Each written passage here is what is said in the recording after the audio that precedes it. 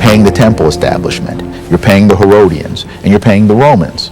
So you can imagine there's very little left over at the end of the day when you look at your pay stub and look at all the deductions. No longer able to make a living from their land, many Jews leave their native villages for the lure of work on the massive building projects launched by King Herod and his successors. This shift introduces a brand new feature to this ancient landscape: unemployment and crime.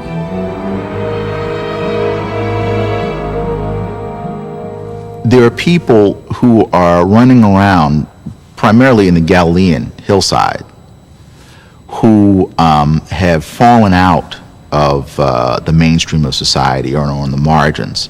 Maybe farmers who have lost their farms, people who have fallen on hard times, maybe some of these people who were thrown out of work after all that building in the temple complex was done. The historian Josephus tells us that 18,000 people were thrown out of work after that public works project was over. These people resort to banditry. So we have kind of semi-organized and disorganized crime in the Galilean countryside, and these guys are taking a piece of whatever action they can get. Many believe the crushing taxes, loss of land, and crime that have come with oppressive Roman rule can only mean one thing: the end of the world.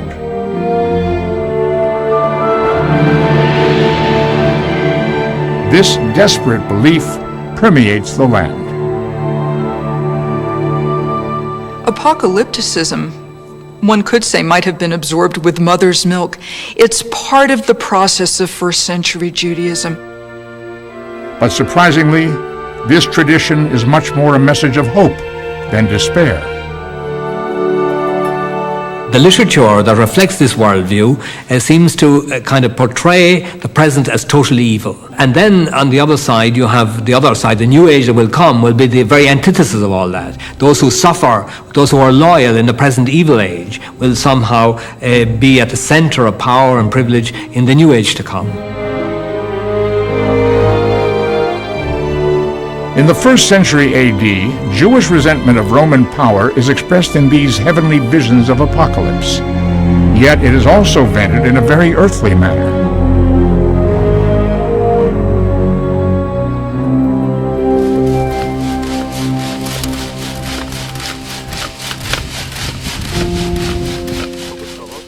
Recent archaeological finds have produced extraordinary evidence of resistance that appeared in the most ordinary of places: the dinner table.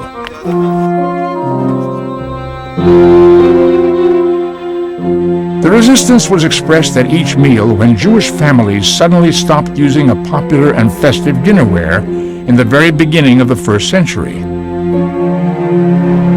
The style of the plates, known as red slip, is of Roman design and import.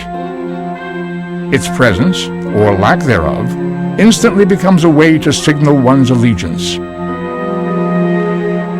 It's exactly like in the 60s and early 70s when lots of people wouldn't buy grapes because they were supporting the farm workers. It's a statement.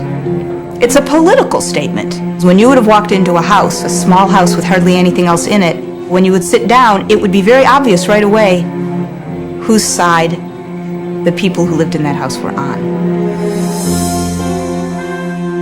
The boycott of the red slip plates begins around the year 4 BCE. What's remarkable is that it endures for 70 years. The Jews of Galilee didn't get tired of doing it. They kept on boycotting. They never let up. They stuck to it all the way until the actual time of the revolt, when the Romans came in and stopped them.